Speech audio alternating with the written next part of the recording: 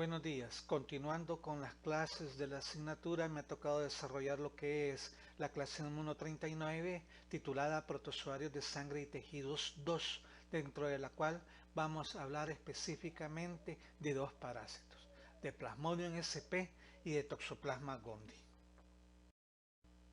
El objetivo general de la clase es interpretar las principales características morfológicas, estructurales, fisiológicas y epidemiológicas de Plasmodium y las especies más frecuentes en el país, así como también de Toxoplasma gondii. Y aquí tenemos los objetivos específicos, donde vamos a hablar de las características generales de ambos parásitos, la clasificación básica de los mismos, así como también mencionar las especies de Plasmodium más frecuentes en El Salvador, describir las características morfológicas y estructurales, interpretar la fisiología y el ciclo de vida, explicar los factores de patogenia, así como también la patología asociada a ellos, y describir las principales características epidemiológicas de cada uno de esos parásitos y explicar las medidas de prevención y control aplicables contra las enfermedades ocasionadas por estos agentes. Vamos a comenzar diciendo de que tanto el género Plasmodium como el Toxoplasma, así como también los coccidios, pertenecen al mismo filum, pertenecen al filum Apicomplexa, y esta la razón es porque los estadios invasores de dichos parásitos, que ustedes ya vieron los de los coccidios, y en esta oportunidad vamos a hablar de los dos géneros que nos compete, presentan en el estadio invasor lo que es un ápice complejo o complejo apical que les sirve para penetrar lo que es la célula diana. Y aquí tenemos en estos esquemas hacia el lado derecho el estadio básicamente invasor de Toxoplasma gondii, que es el taquizoito, y hacia el lado derecho tenemos al merozoito, que es el estadio invasor del género Plasmodium, y vean ustedes de que presentan el mismo complejo apical. En uno de esos extremos presenta lo que es un conoide, un anillo apical polar, que le sirve para adherirse o anclarse en la célula que va a invadir, y presenta además lo que son micronemas y rópteres, que son otros, por decirlo así, organelos que le permiten penetrar la célula diana. Presenta además lo que son otras estructuras que introducen en lo que es la célula elegida, y así continuar lo que son su ciclo de vida, donde se van a multiplicar básicamente de manera intracelular, para que vean ustedes que son muy similares estructuralmente hablando. Y vamos a comenzar a hablar de lo que es el género Plasmodium. El género Plasmodium es el responsable de un cuadro clínico conocido como paludismo, denominado también malaria. Esta enfermedad es conocida desde la antigüedad, ya que hay reportes desde hace 4000 años que se conocía en las poblaciones de China, Roma y Grecia. Incluso Hipócrates lo consideraba una enfermedad y la denominaba miasma, que significa aire malsano, ya que en esa época esta enfermedad era muy frecuente en aquellas personas que vivían en las zonas pantanosas, donde existía abundante humedad, el cual es un ambiente adecuado para el insecto transmisor de dicho parásito. Y por eso lo denominaba así Hipócrates. Pero no fue sino que hasta miles de años después, específicamente en 1880, que el médico francés llamado Carlos Luis Alfonso Laveran fue enviado a trabajar a África, específicamente a Argelia, y durante 5 años él realizó investigaciones para explicar lo que es el paludismo. Él estudió a muchos pacientes con fiebres, eh, miasmas que le denominaban, o incluso en esa época le denominaban fiebres palustres, palustres con P, ¿verdad? Y aquellos pacientes que fallecían le practicaba lo que era la autopsia, y él observó que en muchas de sus vísceras se observaba pigmentación negra. Luego, en los pacientes que lograban estudiar y que presentaban lo que eran en unas fiebres periódicas, él estudió la sangre de dichos pacientes y observó por primera vez la presencia de los parásitos en el interior de los glóbulos rojos, y él asoció a dichas estructuras que observó en el interior de los glóbulos rojos con la presencia de las fiebres de esos pacientes. Por lo tanto, podríamos considerar o denominar al Plasmodium, al género Plasmodium, como un parásito sanguíneo. Luego vinieron estudios posteriores, se hicieron estudios posteriores y se logró descubrir que existen diferentes especies. Existen especies que afectan a diversos animales vertebrados, ¿verdad? Se ha logrado denominar o identificar más de 100 especies, de las cuales solo son hasta la fecha principalmente 4 que afectan al humano, y hay una quinta especie que está en estudio. Y la distribución de dichas especies varía de acuerdo al área geográfica. Ya vamos a ver que hay algunas que sí son cosmopolitas y hay otras que están restringidas geográficamente hablando. Y el cuadro clínico, la presentación clínica del paludismo puede variar dependiendo de la especie que esté infectando al paciente. Y eso es muy importante también. Aquí tenemos las principales especies que parasitan al humano, y en nuestro país las que son o eran, y ya vamos a explicar por qué, de mayor importancia son las que están subrayadas ahí. Plasmodium vivax, que es el agente del denominado paludismo terciano benigno, y Plasmodium falciparum, que es el agente causal del paludismo terciano maligno. Las otras dos especies, Plasmodium ovale, que es la responsable del Plasmodium terciano benigno también, y el Plasmodium malariae, que es la responsable del paludismo cuartano, se han encontrado en África la primera malaria, y en Asia la Plasmodium ovale, pero que es importante que ustedes conozcan su existencia, ya que han habido casos que se han descubierto aquí en nuestro país por pacientes que han viajado a áreas donde son endémicas dichas especies.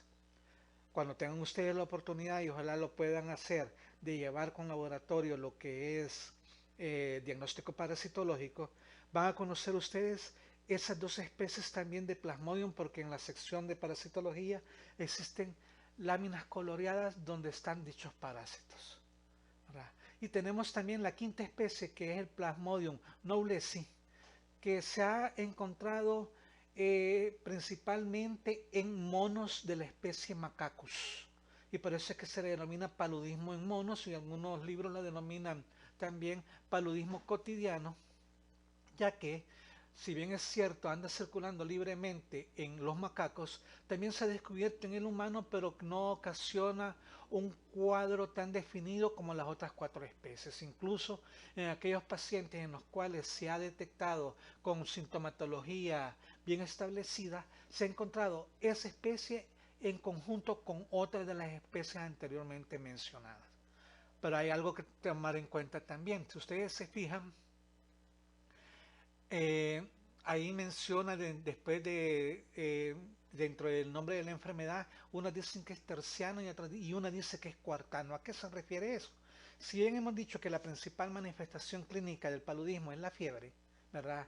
No quiere decir que el paciente anda con fiebre todo el tiempo, no, sino que presenta picos febriles cada 48 horas, y son las que se denominan como paludismo terciano, o cada 72 horas, y son las que se le denominan como paludismo cuartano.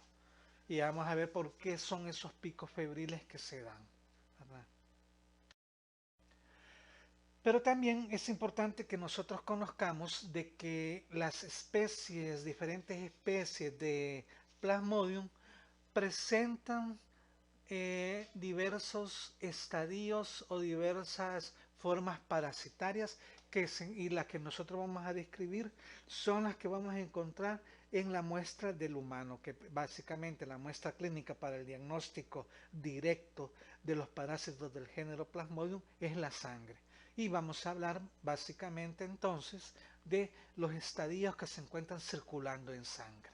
Y después hablaríamos de lo que es el ciclo biológico, para que vean ustedes que esto es bien complejo también. Vamos a comenzar a hablar del estadio conocido con el nombre de trofozoito. Ustedes ven ahí en las imágenes que están hacia la derecha diversas fotografías de extendidos de sangre o frotis de sangre en las cuales nosotros logramos observar que en el interior del glóbulo rojo se encuentran formas parasitarias. Los trofozoitos, que es, por decirlo así, el primer estadio evolutivo que se desarrolla o se produce en lo que es el interior del glóbulo rojo, que es la célula diana del parásito Plasmodium, los trofozoitos constan básicamente de tres partes. El citoplasma, vean ustedes las imágenes por favor, que por lo general se observa de un color celeste o azul pálido y que en algunos casos adopta la forma como que fuese un anillo, ¿verdad? El núcleo, que básicamente es cromatina, lo que nosotros estamos observando, que es cromatina, una cromatina, se le denomina también cromatina nuclear, y que se presenta de un color rojizo, o se puede presentar también de lo que es un color ocre, mencionan en algunos libros, ¿verdad? Y si ustedes se fijan, en la parte central se observa también un espacio sin teñir. Ese espacio sin teñir, el cual fue el que le da, que se encuentra en el centro de ese anillo, por decirlo así, básicamente es la vacuola digestiva del parásito. Y esa no se tiñe con las tinciones rutinarias que se emplean para el diagnóstico de malaria. Pero también dentro de estos trofozoitas existen diversas formas evolutivas. La forma que les describí, que es básicamente la que está, por decirlo así, en el extremo superior derecho, donde observamos un único glóbulo rojo y observamos una forma anular, un anillo que observamos el punto rojizo rodeado por un halo de citoplasma y en la parte central está lo que es la vacuola. Ese es un trofozoito joven, que se le denomina también trofozoito anular por la forma o la morfología que adopta, porque es como un anillo. Esos trofozoitos comienzan a crecer, comienzan a madurar y comienzan, si ustedes se fijan, que está a la par de ese que les acabo de describir, siempre en el extremo superior, ya casi en la parte central, observamos que el citoplasma ya está en una forma un poco más irregular, y en otras se observa incluso una forma un poco más gruesa, ¿verdad? Esos ya se consideran como trofozoitos maduros y porque no presentan una forma definida como los que observamos en el extremo inferior derecho, porque no presentan una forma definida, ustedes los van a conocer con el nombre de, además de llamarlos trofozoitos maduros, también algunos libros los denominan como trofozoitos ameboides. Y si ustedes se fijan, ya cuando el trofozoito está maduro, puede tender a deformar lo que es el glóbulo rojo. Además, si ustedes se observan, a diferencia del trofozoito anular, ¿verdad?, donde estamos observando ya esos trofozoitos irregulares, ustedes están observando lo que es que el glóbulo rojo tiene un punteado. Esos son gránulos, ¿verdad?, y que dependiendo de la especie así reciben el nombre, y esos gránulos no son nada más que productos del metabolismo del parásito, que son gránulos irregulares que dependiendo de la especie pueden ser de color rojo, rosado o incluso café, y eso se encuentra en el interior de lo que es se encuentra en el interior de lo que es el glóbulo rojo. Además, ya vamos a ver más adelante que se pueden observar otras situaciones. En la parte central, las dos imágenes que están en la parte central, si ustedes se fijan, también se presentan dos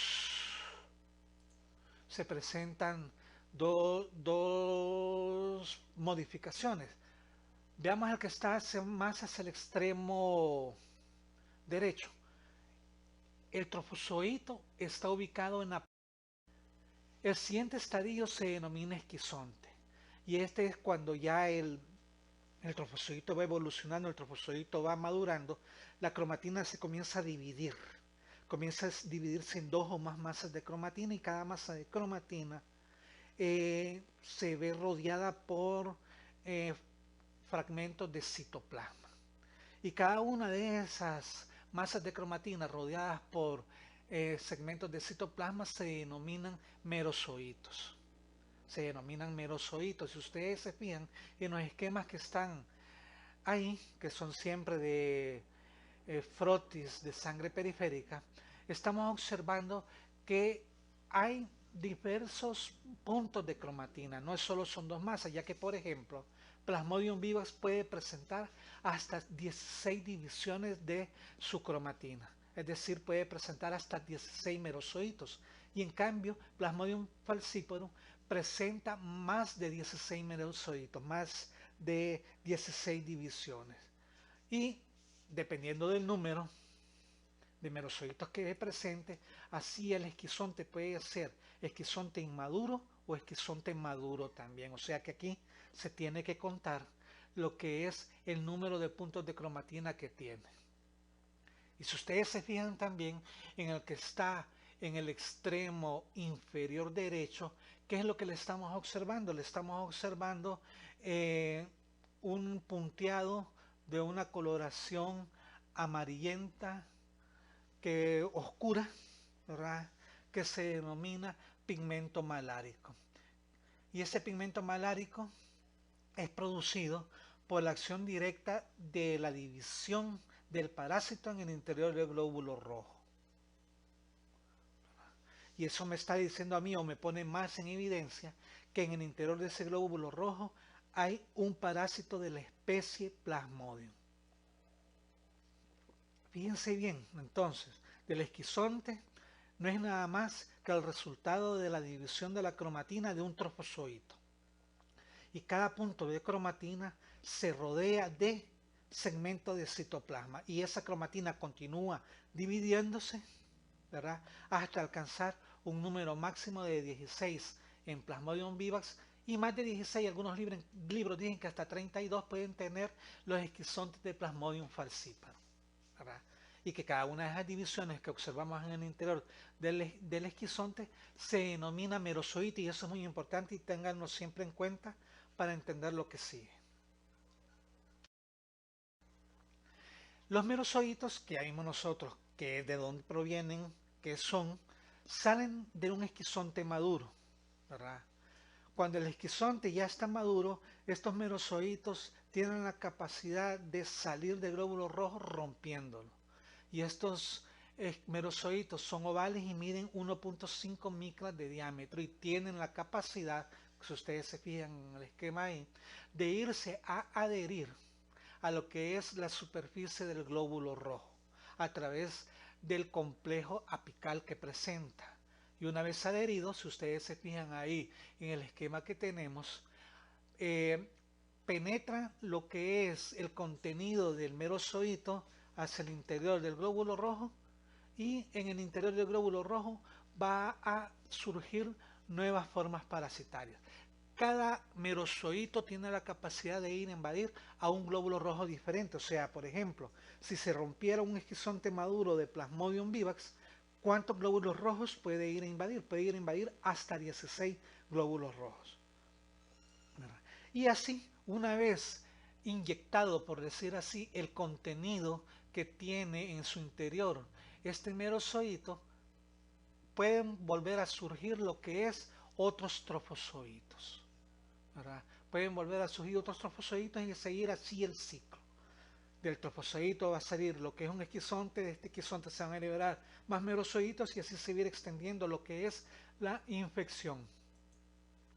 Y así va a ser también dependiendo del número de glóbulos rojos que se van a ir viendo afectados, así va a ser la sintomatología. Y es en ese momento, en el momento en que se están rompiendo los esquizontes y están liberando lo que son los merozoitos a circulación, es en ese momento que se dan las elevaciones de la temperatura, es decir, es en ese momento que se están dando lo que es los picos febriles. ¿verdad? Que ya sea cada 48 a 72 horas, dependiendo de la especie de Plasmodium que esté infectando al humano. Pero existe otro estadio de Plasmodium. Y esos otros estadios son los denominados gametocitos.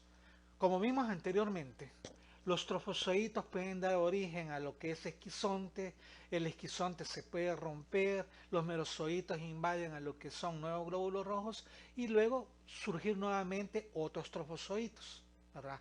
Pero hay algunos de esos trofozoitos que genéticamente están, por decirlo así, creados para formar un tercer estadio.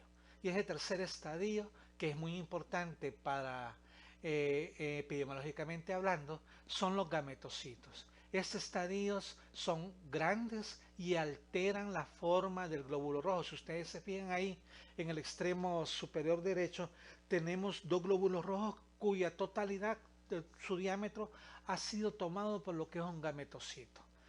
Y estos gametocitos son diferentes en cada especie. Los que les acabo de decir, los que están en el extremo superior derecho, pertenecen a gametocitos de Plasmodium vivax. Y si nos vamos hacia la parte media, tenemos un gametocito así alargado, como que uno de los libros lo describen como que fuera en forma de media luna o de banana, y ese es un gametocito de Plasmodium falciparum. Y abajo tenemos de otra especie. El citoplasma de esos gametocitos, independientemente de la especie, es voluminoso y se le observa siempre pigmento malárico. Si ustedes se fijan, es más evidente en este caso, bueno, en las dos especies, porque les dije yo que el pigmento malárico puede tener un color amarillento o negro, y eso me define a mí que ahí hay un parásito alimentándose de la hemoglobina del glóbulo rojo. Presentan además lo que es una cromatina única, es decir, un solo núcleo, una masa única, que es lo que nosotros estamos observando. Por ejemplo, en el número 24 que tenemos ahí, está tirado hacia la periferia, es esa masa grande de color rojizo, y en el número 25 lo estamos observando, que el núcleo es un poco más grande, pero es difuso. El 24 es compacto y el 25 es difuso, para que me entiendan lo que está abajo, ¿verdad? Y dependiendo de la forma en cómo está distribuida esa masa de cromatina, así también definimos lo que es, de qué tipo es el gametocito. Si la masa de cromatina es difusa, estaríamos hablando de lo que es de un microgametocito, que es el número 25. Si ustedes se fijan también, el citoplasma está de color rosado. Alrededor de la masa de cromatina se observa una pigmentación rosada. Y el número 24 es una masa de cromatina compacta, y si ustedes se fijan, el citoplasma presenta solo tonalidad celeste, y ese es un macrogametocito. ¿Por qué es importante diferenciarlo también? Bueno, el microgametocito, el que tiene la masa difusa y citoplasma rosado, es la célula macho, ¿verdad? Es el gametocito macho.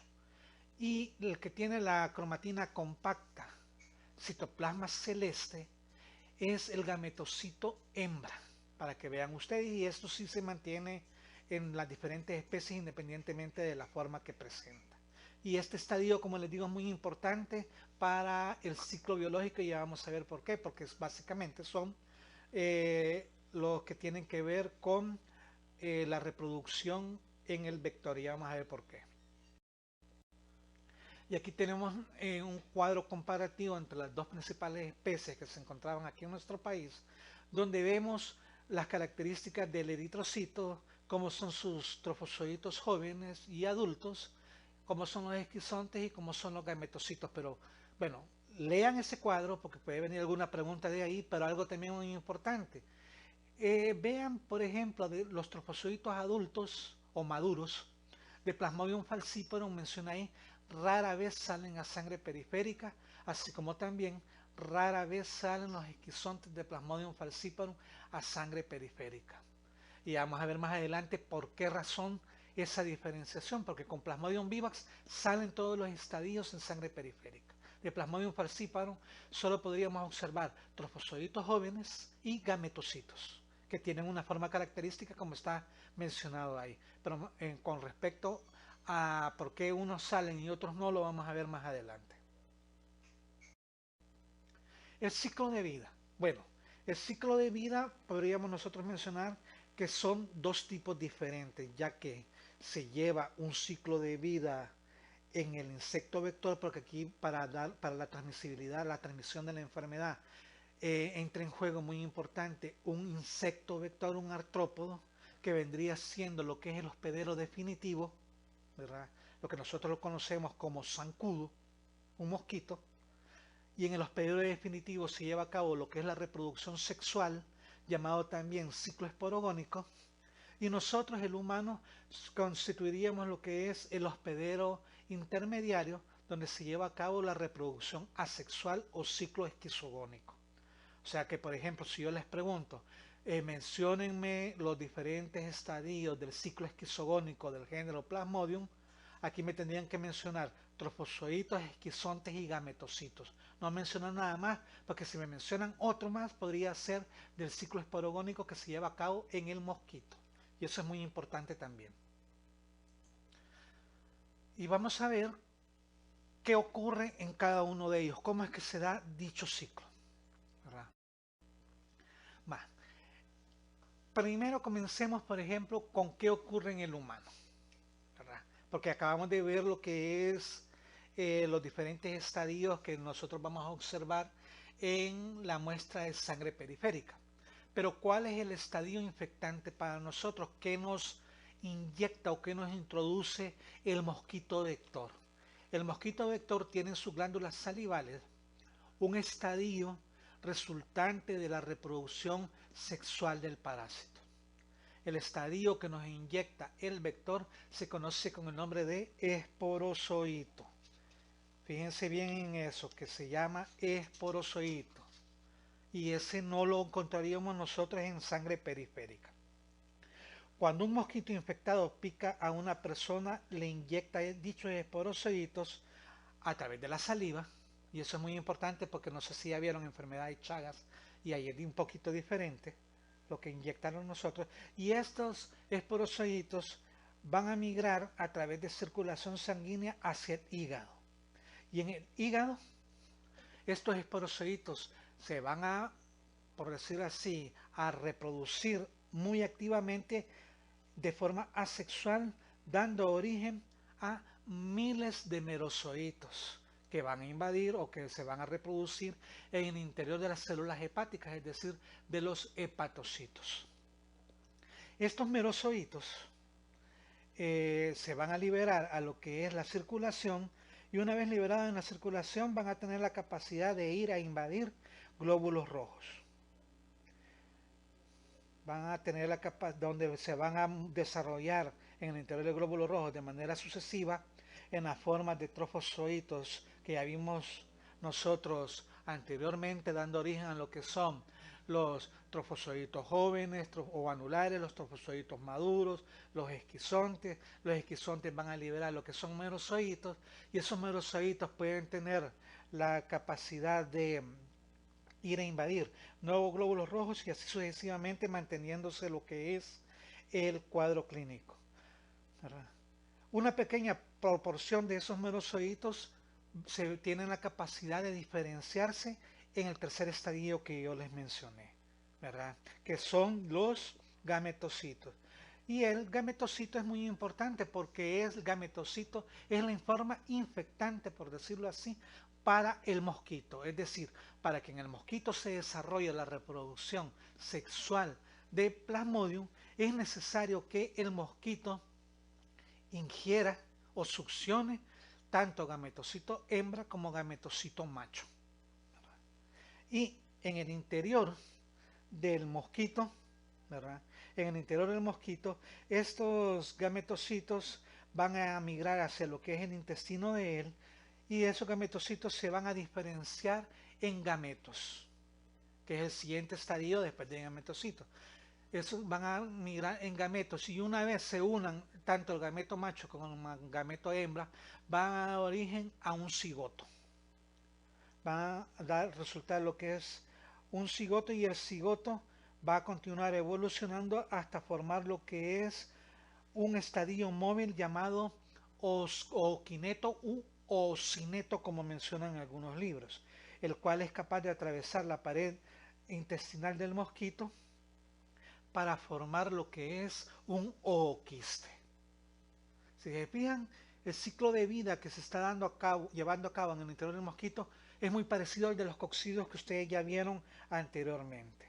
Y en el interior de este ooquiste se forman miles y miles de esporozoitos, los cuales van a migrar hacia las glándulas salivales, donde van a terminar lo que es su diferenciación y evolución, y van a adquirir la capacidad de invadir a un nuevo huésped, es decir, a un humano. Y así es como se cumple el ciclo. Fíjense bien, una parte, la reproducción asexual, se lleva a cabo en el humano, y ahí nosotros ya conocimos con detalle cómo son los estadios que se van a desarrollar, y la otra parte, que constituye lo que es la reproducción sexual, se lleva a cabo en el interior del mosquito, con los diferentes estadios. Y fíjense bien, para el humano, la forma infectante son los esporozoitos, que es lo que me va a inyectar a mí, el zancudo, como lo conocemos vulgarmente, y para el mosquito, la forma infectante son los gametocitos. No vayan a confundir eso, por favor. Por lo tanto, fíjense ustedes de que es bien, por decirlo así, complejo el ciclo de vida del parásito. Este esquema que están viendo ustedes ahí lo pueden encontrar en la parasitología médica de Becerril, ¿verdad? Y ahí está la explicación, así como se las he dado más o menos, ¿verdad? Pero fíjense bien de que requiere dos hospederos, un definitivo, que es donde se lleva a cabo la reproducción sexual, y es el mosquito, y un intermediario, que vendríamos siendo nosotros, el humano, ¿verdad? En el caso de las especies que afectan al humano, ¿verdad? La patogénesis. Bueno, la patogénesis del Plasmodium depende de varios factores. Depende de lo que es la respuesta inmune del hospedero. También depende de la especie y la genética aunada a los factores de patogenia del propio parásito, al grado de infección, y también esto dependería de lo que es la genética del parásito, porque hay algunos que se replican más rápidamente que otros. Depende también la patogénesis de la coinfección con otros microorganismos, particularmente en pacientes inmunocomprometidos con HIV, son altamente mortales el paludismo ocasionado por Plasmodium falciparum. Depende también de lo que es el estado nutricional, la edad y el sexo del individuo afectado, y la fisiopatología se ve traducida en cambios que se van a producir en los glóbulos rojos, que pueden conllevar a la destrucción del mismo y por lo tanto a una consiguiente anemia, que puede ser grave también, y dependiendo de la especie de parásito también pueden producirse lesiones en órganos particularmente graves a nivel cerebral o a nivel pulmonar. Como estamos viendo acá, la patología y patogenia de lo que es el paludismo es sumamente compleja. Todas las especies de Plasmodium que afectan al humano van a dañar, van a afectar a lo que es el eritrocito de diversas maneras.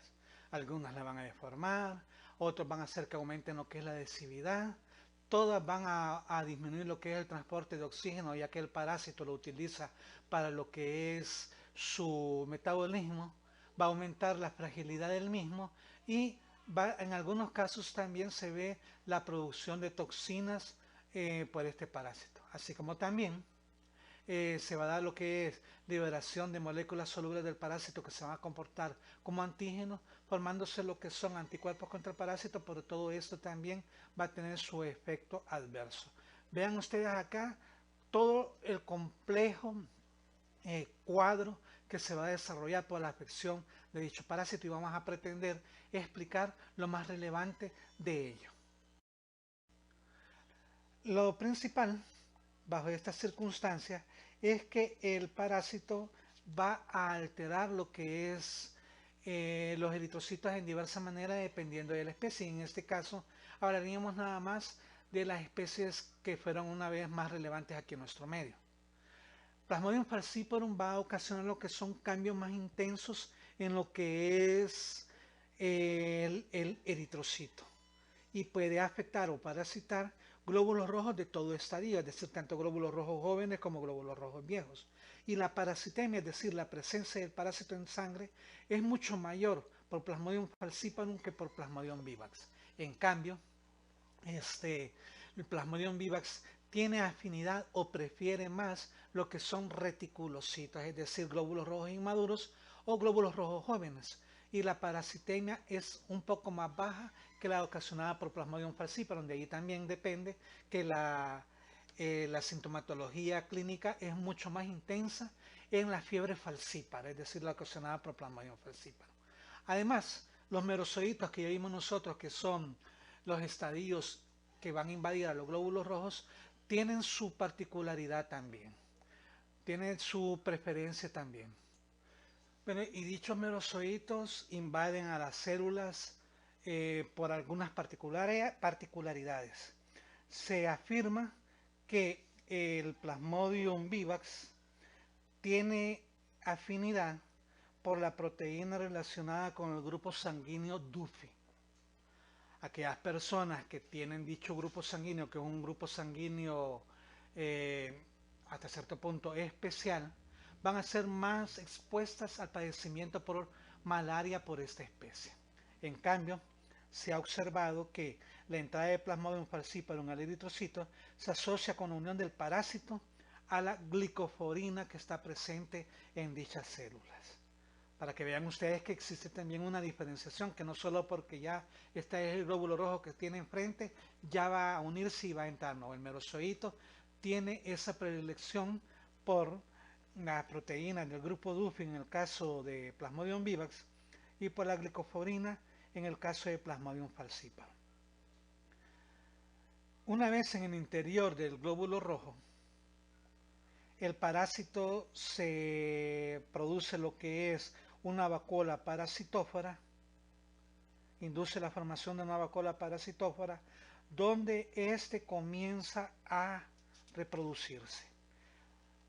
El glóbulo rojo va a recuperar la integridad de su pared, ¿verdad? Donde va a recuperar, por decirlo así, lo intacto que tenía su membrana antes de la entrada del merozoito, y mientras tanto el parásito va a estar en la vacuola parasitófora replicándose, ideando por lo tanto lo que es la evolución de los diferentes estadios que ya vimos anteriormente. Luego también tenemos nosotros acá que la entrada del parásito a los glóbulos rojos puede inducir una pérdida de la elasticidad del eritrocito. Estos son incapaces de mantener una distribución normal en hileras que semejan lo que es una pila de moneda, ¿verdad? Y eso dificulta también lo que es la circulación en los capilares. No hay un libre tránsito de los glóbulos rojos en los capilares. Y esto conlleva a ya cierta, por decirlo así, anomalía. También existe lo que es un fenómeno de citoadherencia. La citoadherencia en este caso se va a traducir en una mayor adhesividad del glóbulo rojo al endotelio vascular, y esto va a ser mediado por una reducción en la carga eléctrica de la superficie de las células y también por la presencia de prominencias en la superficie de los glóbulos rojos, que ya vamos a ver más adelante cómo se da esto. Y al final, la citoadherencia se va a traducir en una obstrucción de los capilares sanguíneos importantes, principalmente a nivel del cerebro y a nivel del pulmón.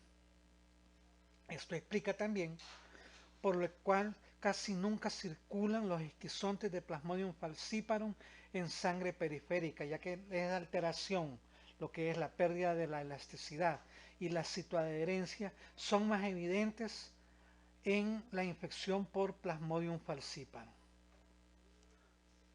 También se da lo que es un aumento en la fragilidad del glóbulo rojo, ¿verdad?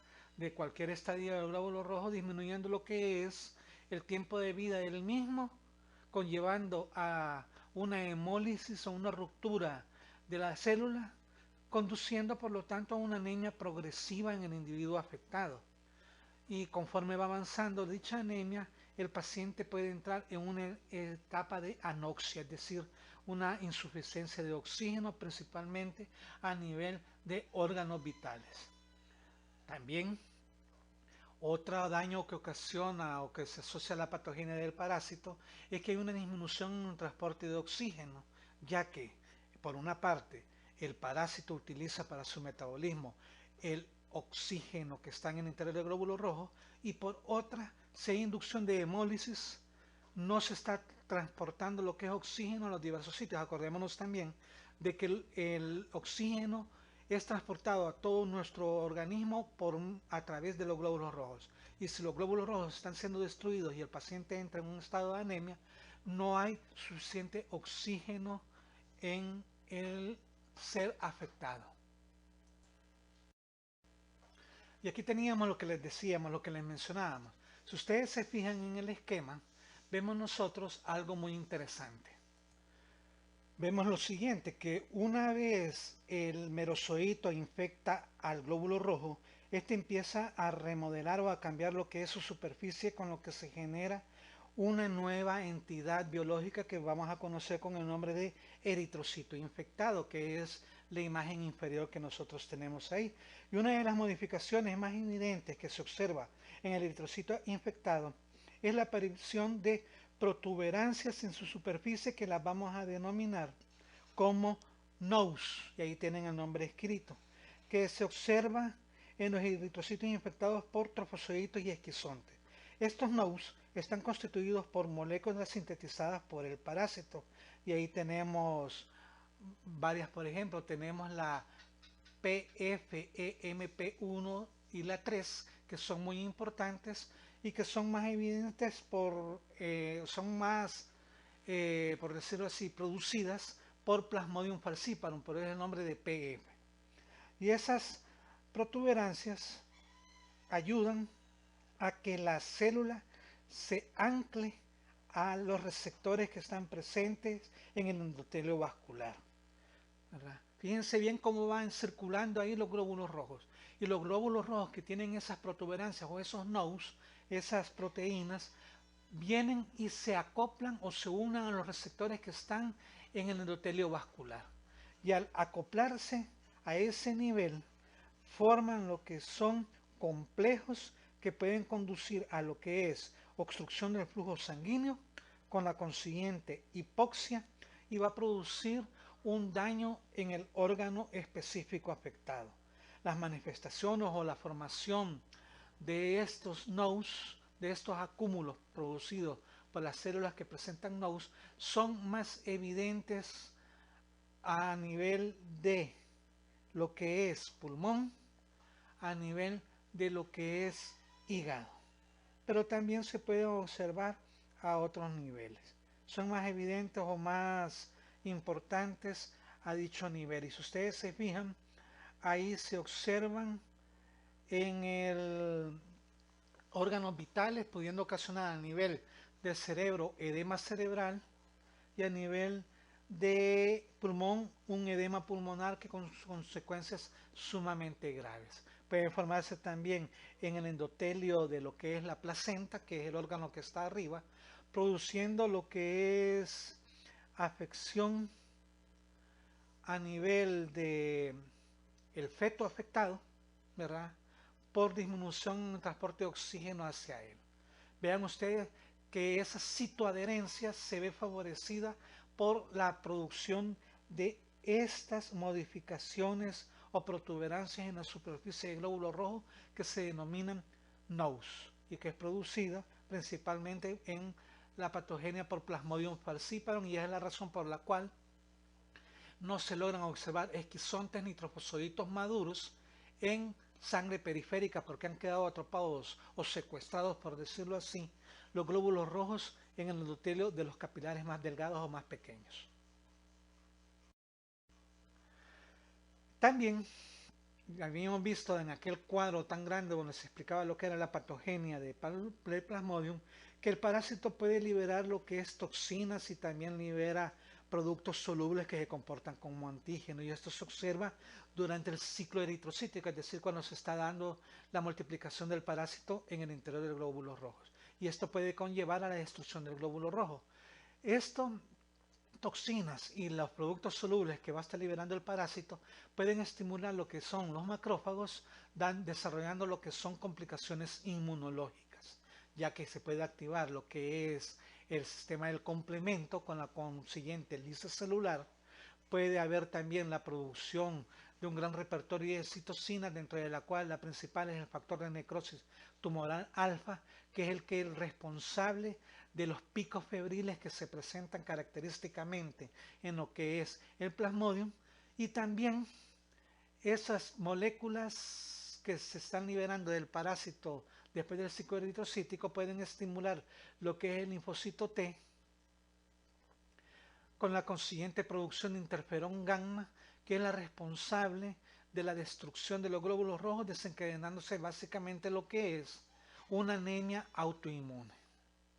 También va a haber una sobreexpresión de los receptores ICAM1, que son receptores que se encuentran en el endotelio vascular, que son los responsables de capturar los glóbulos rojos infectados que están expresando las protuberancias en su superficie.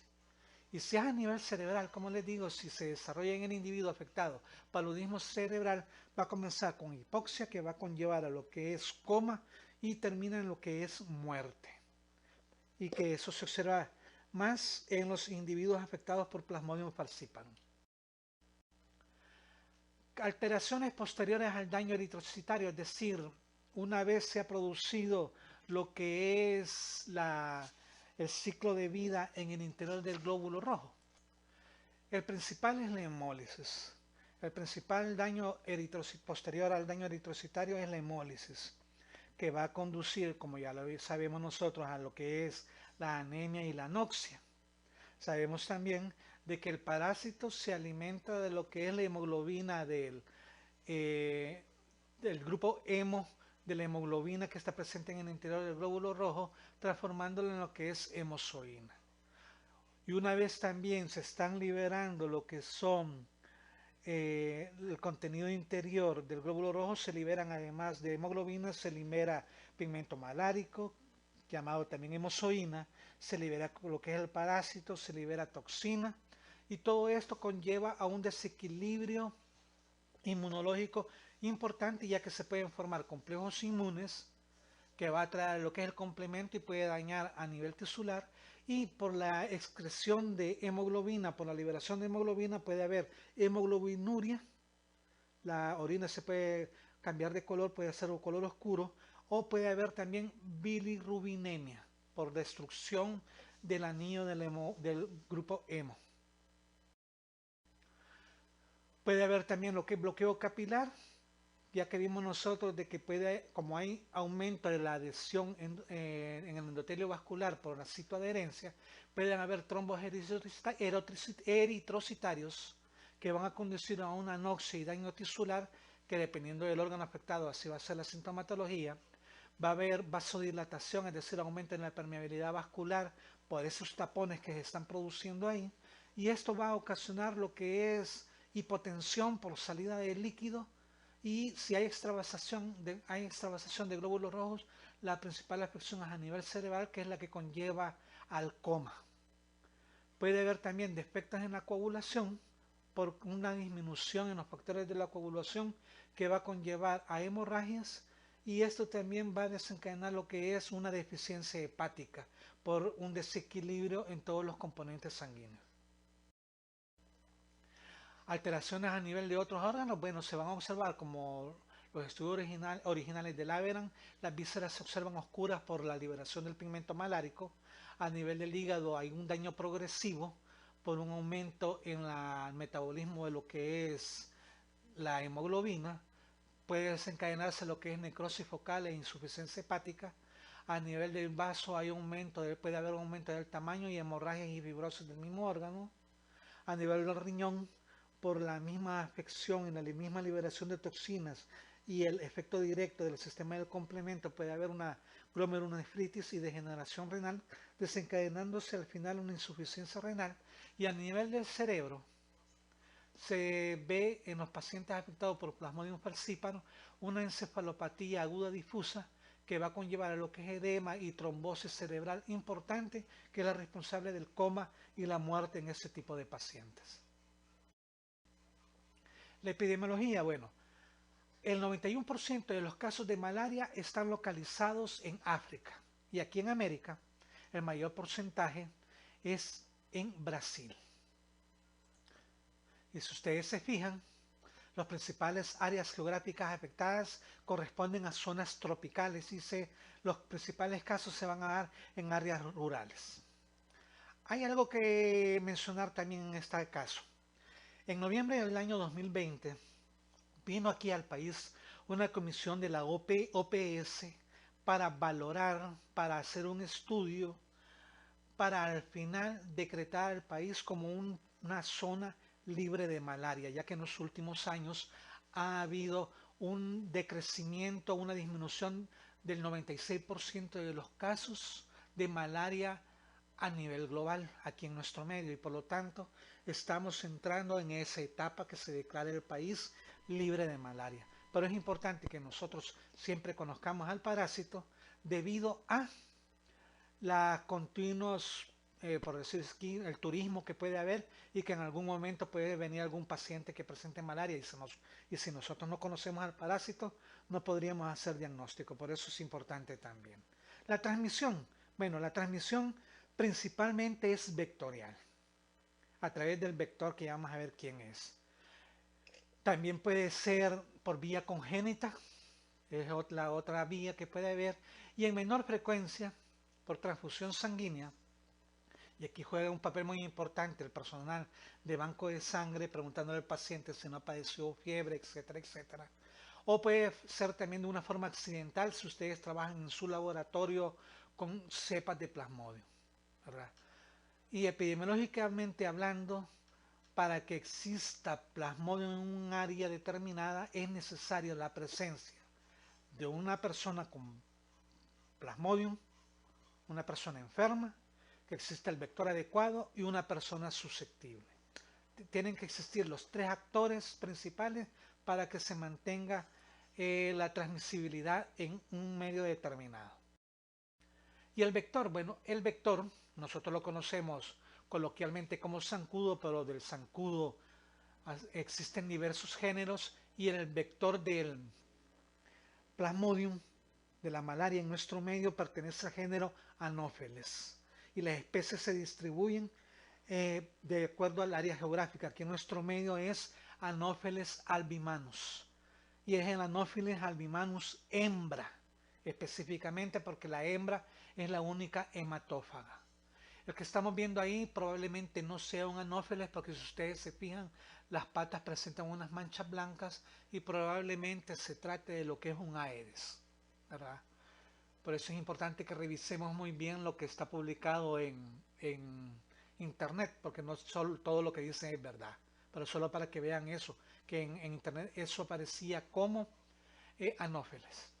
Y también es importante este vector porque vive frecuentemente en los márgenes de ríos y en aguas estancadas, al igual que todos los otros mosquitos que nosotros conocemos. En las pilas, en los barriles, en aquellas macetas que nosotros tenemos, ahí puede sobrevivir. Y si está el vector, hay un paciente enfermo, ¿verdad?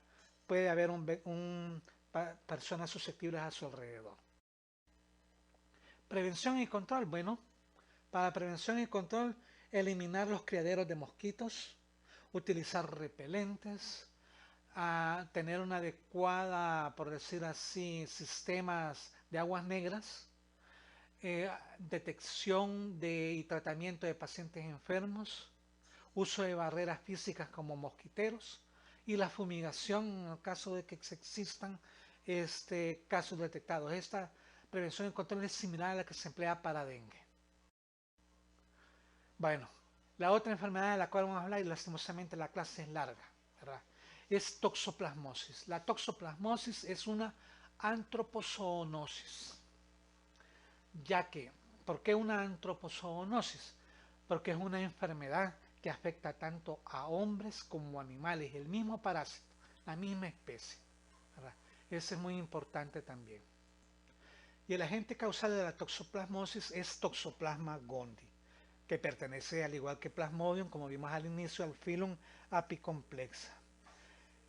El Toxoplasma gondii es un parásito intracelular que fue descubierto en 1908 por Charles Nicoll y Louis Manceus, que observaron el parásito en muestras de hígado y vaso de un roedor de la especie Tenodactylus gundi, ¿verdad? ¿Y por qué se llama toxoplasma? Bueno, el nombre toxo proviene del griego taxón, que significa arco, y es por la forma que presenta el estadio invasivo del parásito. El ciclo de vida de este parásito es sumamente complejo y es dieteroxeno, ya que puede afectar a dos hospederos a la vez, dos hospederos vertebrados a la vez. Los hospederos definitivos por lo general son felinos, en los cuales se desarrolla la fase sexual, y los hospederos intermediarios son mamíferos, que es donde se desarrolla el ciclo de vida asexual. Y aquí tenemos los estadios de los cuales nosotros vamos a hablar. Los estadios de Toxoplasma gondii son ooquiste, bradizoito y taquizoito, del cual ya habíamos visto una imagen casi al inicio de la clase. Y vamos a describir estos tres que tenemos nosotros por acá. El ooquiste. El ooquiste nosotros lo podemos encontrar en las heces del gato, nunca en heces del humano, y eso es muy importante. Si ustedes observan lo que nosotros estamos viendo ahí, ¿verdad?, en la imagen central, esa es una muestra de heces de gato. ¿Cuáles son las características de estos ooquiste? Y este nombre ustedes ya lo escucharon hablar en los coccidios, ¿verdad? Acordémonos que pertenecen, están muy relacionados a los coccidios. Son hialinos, son esféricos y miden de 10 a 12 micras de diámetro, presentan una pared gruesa que es muy refringente, y en su interior se desarrollan dos esporoquistes, y cada uno de los esporoquistes presentan 4 esporozoitos. O sea que al final, por cada ooquiste hay 8 esporozoitos, que están contenidos 4 y 4 en cada uno de los esporoquistes. Y estos se excretan de forma inmadura en las heces del gato, pero pueden esperar en el ambiente en 3 a 4 días, ¿verdad? Por eso es importante la limpieza periódica y frecuente de donde defecan lo que son los gatos, porque de ahí nosotros lo podemos adquirir. El otro estadio, taquizoito. Los taquizoitos básicamente son trofozoitos intracelulares y son la forma proliferativa del parásito durante la infección aguda. Miden de 4 a 8 micras de largo por 2 a 3 micras de diámetro, de ancho, y tienen forma de media luna, como estamos observando en nuestros esquemas ahí. El nombre taquizoito proviene del griego tachos, como está escrito ahí, que significa rápido. Y de ahí es donde, por decirlo así, se le dio ese nombre, ya que este es el estadio, la forma proliferativa rápida del parásito, que se observa solo en infección aguda. Y puede infectar casi cualquier célula, a excepción, fíjense bien, a excepción de los glóbulos rojos. O sea, si yo le pregunto, ¿qué células puede invadir el taquizoito de Toxoplasma gondii? Se me pone en glóbulo rojo, estaría mal. ¿Y cómo son estos taquizoitos? Individualmente tienen el extremo anterior estrecho y el posterior ancho, ¿verdad? En el extremo anterior estrecho es donde encontramos nosotros lo que es el ápice complejo, que es el que le permite invadir lo que es la célula a infectar. Acordémonos que habíamos mencionado al inicio que este es el estadio invasor. Y este estadio es también el estadio que se disemina en nuestro interior y es el que se encarga de la destrucción tisular. Además, se multiplican por endodiogenia. ¿A qué me refiero con ese término? De cada taquizoito de cada taquizoito madre, por decirlo así, este se divide en dos desde el interior hacia el exterior y salen dos taquizoitos hijos. A eso me refiero con endodiogenia. Desde el interior viene la división. Tenemos un taquizoito ahí individual, como cualquiera de los que están esquematizados ahí, comienzan a dividirse por el núcleo, luego sigue lo que es el citoplasma y al final, ¡pum!, se separa en dos. A eso se refiere lo que es la endodiogenia. El otro estadio, bradizoito. Bradizoito proviene del griego bradi, que significa lento. Y endozoitos son también llamados endozoitos porque están desarrollados en el interior de una estructura que vamos a ver qué nombre recibe. Son las formas quiescentes, es decir, vendrían siendo como las formas de resistencia del parásito. Y están asociados los bradizoitos a infecciones crónicas, debido a que se multiplican de forma lenta y morfológicamente son similares a taquizoitos. Lo único en lo cual se diferencia es en la forma de replicación. Los anteriores se multiplican de forma rápida y por eso están presentes en las infecciones agudas y estos se replican de forma lenta y están presentes en infecciones crónicas. Y al final, estos bradizoitos tienden a irse uniendo unos con otros y forman lo que son los denominados quistes tisulares, como los que estamos observando ahí, en los esquemas microfotografías que tenemos en el extremo derecho de la diapositiva. Los quistes tisulares no son nada más que colonias intracelulares del parásito y se forman por una sustancia que es segregada por los bradizoitos que tiende a ir uniendo uno con otro, ¿verdad? Tienden a ir uniendo uno con otro y al final forman lo que es su propia membrana envolvente, dando el aspecto de un quiste que se va a observar a nivel de los tejidos. Pueden ser redondeados, aunque las formas varían y la variación depende de lo que es el tejido en el cual se observa. Por ejemplo, los que tenemos, que estamos observando de forma redondeada ahí, están en tejidos blandos, particularmente a nivel de pulmón o a nivel de cerebro, como es el que tenemos en la parte central inferior. Pero el que está en el extremo inferior derecho, si ustedes se fijan, está alargado, pero es por un quiste tisular que está a nivel de un músculo esquelético, ¿verdad?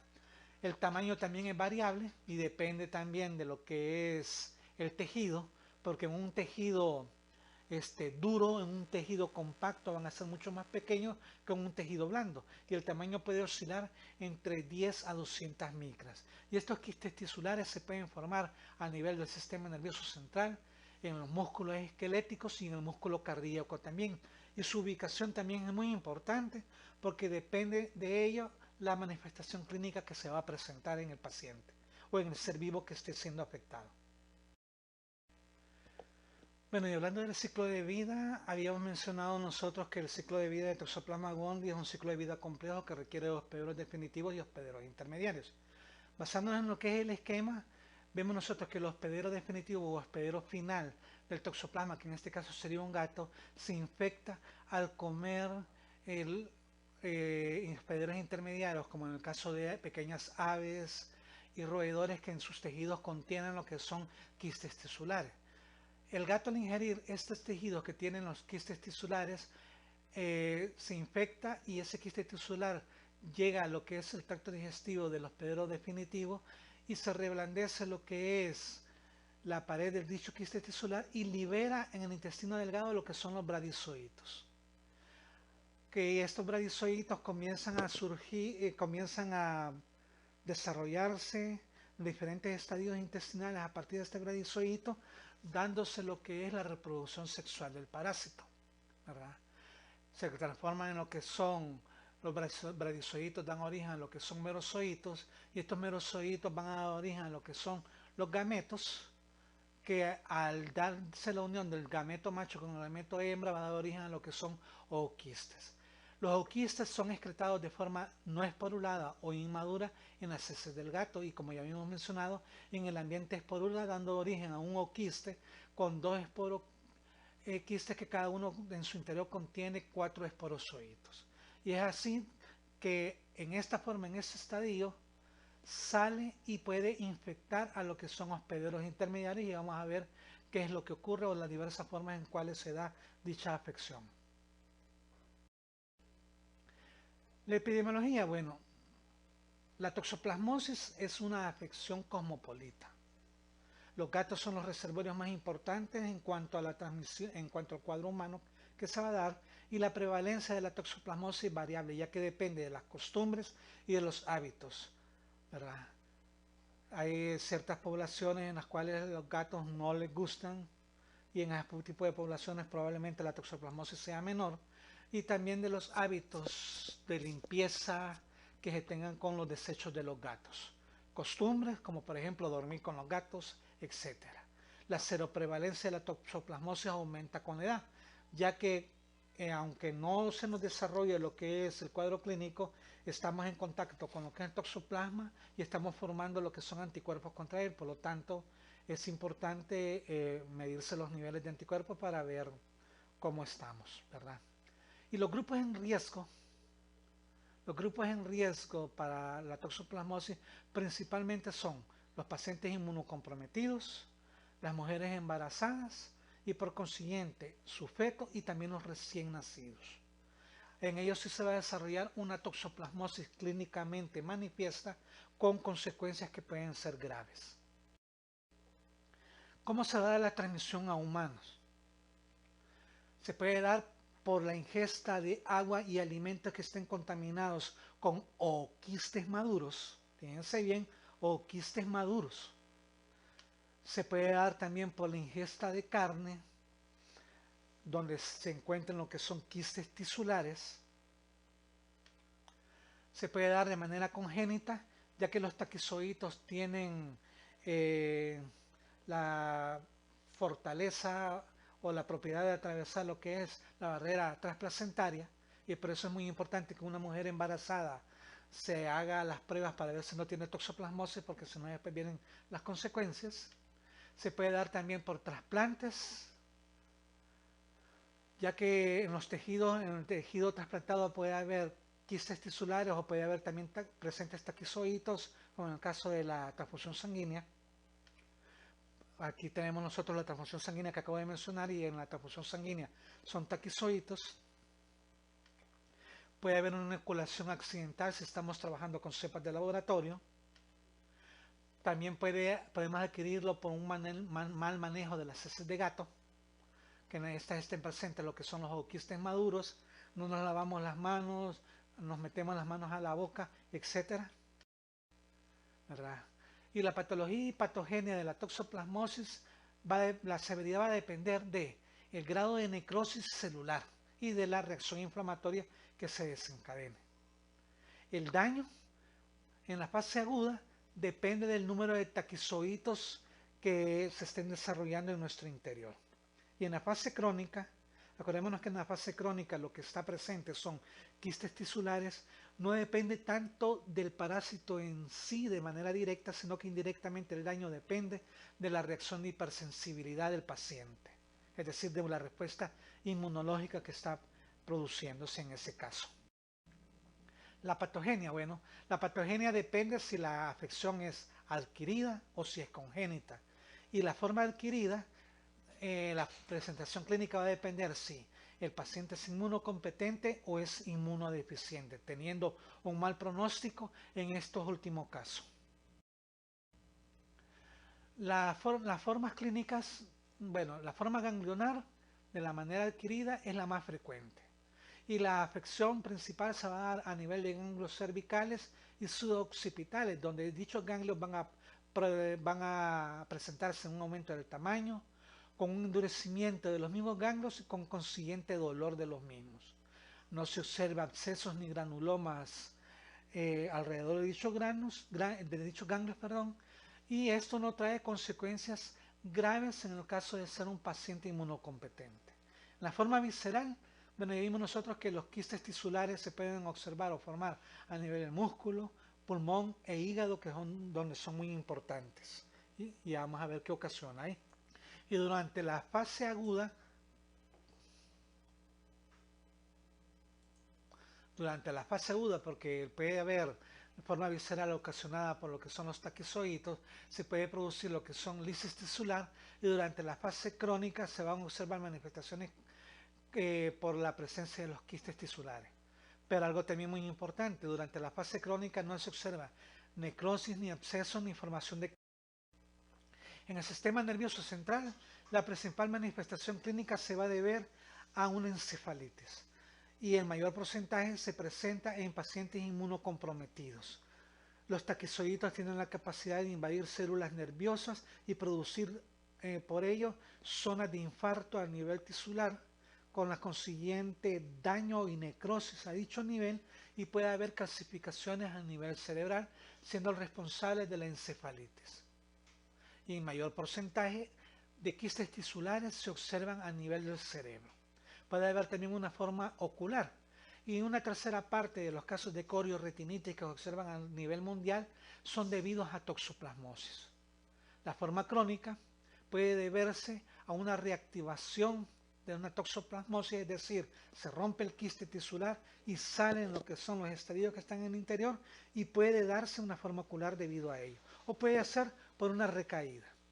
Por lo general, las formas oculares son unilaterales y se presenta una inflamación granulomatosa bien característica, que puede tener como consecuencia el desprendimiento de la retina y hemorragias a nivel del humor vítreo. Y el paciente puede manifestar disminución en la capacidad visual y fotofobia, pero es unilateral. Y haría demasiado mala suerte que fuera bilateral. La toxoplasmosis en el embarazo es la más importante, quizá, es la más importante, por eso es relevante, y verán ustedes que dentro de las control o el perfil prenatal está la prueba para la toxoplasmosis, identificar toxoplasmosis.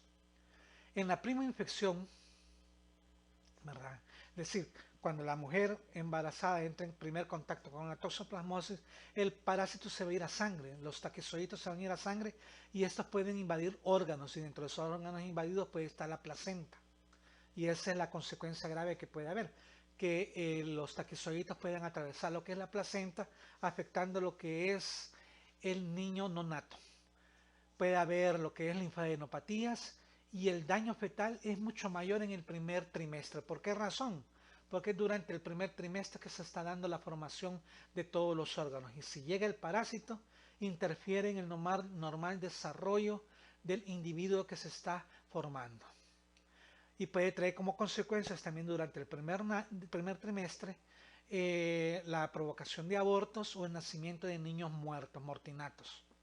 En el feto, cuando se da la invasión de la placenta y hay cruce de la placenta, en el feto el parásito puede invadir lo que son vísceras, principalmente el cerebro y los músculos, ¿verdad?, trayendo consecuencias graves. Y la posibilidad de tener un segundo niño con toxoplasmosis es baja. ¿Por qué es baja? Porque si ya tuvo toxoplasmosis la primera vez la mujer afectada, ya tiene anticuerpos, y estos anticuerpos pueden neutralizar lo que es al parásito en sí. Además, que generalmente cuando se da recidivas en los individuos afectados es por la presencia de quistes tisulares, no por la presencia de taquizoitos circulando en sangre. Si se rompe el quiste tisular, se va a producir una reacción inflamatoria con la consiguiente invasión de los bradizoitos, y estos pueden transformarse en taquizoitos. En el niño se observan lo que son cambios histopatológicos fetales, como por ejemplo retinitis, necrosis y aumento de pigmento en la retina. Y en el niño con toxoplasmosis nace con la llamada triada de Sabin. ¿Y qué tiene la triada de Sabin? Fíjense bien en las fotografías que están abajo. La triada de Sabin comprende lo que es corioretinitis, que puede ser con el consiguiente desprendimiento de la retina, y por lo tanto el niño puede nacer ciego. Otro componente de la triada de Sabin es la hidrocefalia, y es lo que estamos viendo ahí, y puede haber también lo que es presencia de calcificaciones cerebrales, con el consiguiente falta de desarrollo en el niño puede nacer con muchas dificultades motoras y fisiológicas, y muchas veces este niño no logra sobrevivir mucho tiempo. Por eso es muy importante el control prenatal. En pacientes inmunocomprometidos, la infección primaria es muy severa y generalmente es fatal. El sistema inmune no lo logra detener porque está en un sistema inmune bajo y el taquizoidito, que es el que se reproduce rápidamente, puede invadir todos los órganos. Ya vimos qué células no pueden invadir y puede replicarse ahí, ¿verdad? Y por eso es que puede tener consecuencias graves en estos individuos, pudiéndolo llegar a matar. En la infección crónica en un paciente inmunocomprometido, generalmente la vía de infección es endógena. En un paciente inmunocomprometido con infección crónica, probablemente el individuo ya tenía quistes tisulares y este quiste se rompió. Y así puede surgir lo que es un cuadro clínico de toxoplasmosis, pero no es por una infección primaria, sino que es por rotura de un quiste tisular. Y generalmente se ha observado que en los pacientes con VIH se da una reactivación de la toxoplasmosis. Los pacientes VIH positivos con anticuerpos para toxoplasma tienen una probabilidad del 30% de reactivación de la toxoplasmosis. Sobre todo cuando el conteo de linfocitos TCD4 en pacientes VIH positivos es inferior a las 100 células por microlitro de sangre. Y va a afectar principalmente el sistema nervioso central, desencadenándose una encefalitis que puede ser mortal también. Y las embarazadas con VIH tienen mayor riesgo de reactivación también. Por eso es importante el control prenatal en ese tipo de individuos para saber a qué atenerse. Para la prevención y control, y esto ya es para terminar, es importante el saneamiento ambiental y control de vectores, ya que por ejemplo las cucarachas y las moscas pueden ir a contaminar nuestros alimentos. Si estas han ido a parar a las heces de gato, nos pueden llevar lo que son los quistes maduros a nuestros alimentos y así los ingerimos. Un buen cocimiento de carnes para destruir lo que son los quistes tisulares, el lavado de manos y un adecuado manejo de las heces de gato. Se recomienda, fíjense bien, que si la mujer embarazada tiene gatos, que no se encargue ella de limpiar las heces del gato para evitar cualquier daño. Aunque también sería adecuado controlar lo que son las heces de gato, es decir, hacer un examen general de heces para ver si no es portador de toxoplasma. ¿Verdad? Es importante también el control de la toxoplasmosis felina para evitar la transmisión al humano. Bien, esto ha sido todo. El siguiente ciclo van a ver mayor detalle otras cosas que me pudieran haber quedado fuera y sobre todo lo que es el diagnóstico, para que vean ustedes el papel importante que se juega el laboratorio clínico en ello. Los libros a tomar en cuenta para el estudio de esta clase son la parasitosis médica de Becerril y la parasitosis humana de Botero. Ahí hay capítulos enteros y sumamente extensos. Yo pretendía hacer un resumen, porque en total serían casi como 40 páginas. Un resumen de todo ello, de lo más relevante. Y como les digo, yo las preguntas las saco de lo que les acabo de hablar y lo que están en las diapositivas. Y si tienen alguna duda, háganmela llegar a través del coordinador o vean que se pueden comunicar conmigo por el correo institucional también.